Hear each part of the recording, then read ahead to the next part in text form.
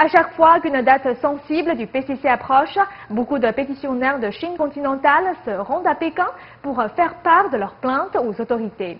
Mais ils sont soit réprimés, soit bloqués. De ce fait, cette fois-ci, avant le 18e congrès national du PCC, le pétitionnaire de Guangxi, Li Yanjun, a choisi d'aller présenter sa pétition à Hong Kong pour raconter son expérience de persécution par le PCC et appeler à supprimer le comité des affaires politiques et légales et à arrêter les répressions brutales.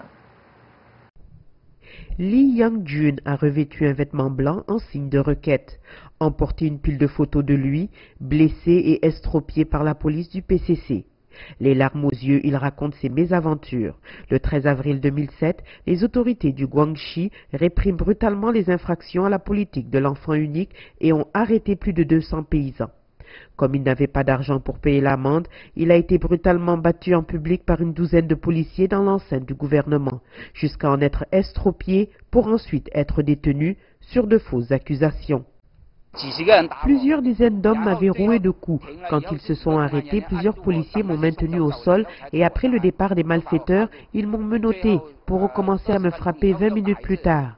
Puis ils m'ont lu l'acte de détention en disant que j'ai agressé les forces de l'ordre. J'ai tout de suite protesté à voix haute que je ne les avais pas agressés.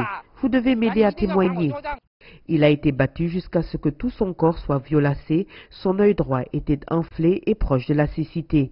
Il a gardé de très nombreuses séquelles. Les hôpitaux n'osaient pas le soigner, les autorités lui ont expressément interdit de faire appel à la médecine à l'étranger.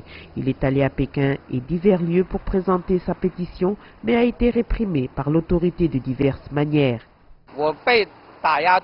J'ai connu beaucoup trop de répression. On m'a enfermé dans des prisons obscures. C'est une mafia. Ils n'ont même pas le badge d'agent de sécurité. Avant le 18e congrès national, les autorités du PCC empêchent de nouveau les pétitionnaires de se rendre à Pékin. C'est pourquoi il s'est tourné vers Hong Kong pour faire part de l'injustice qu'il a subie.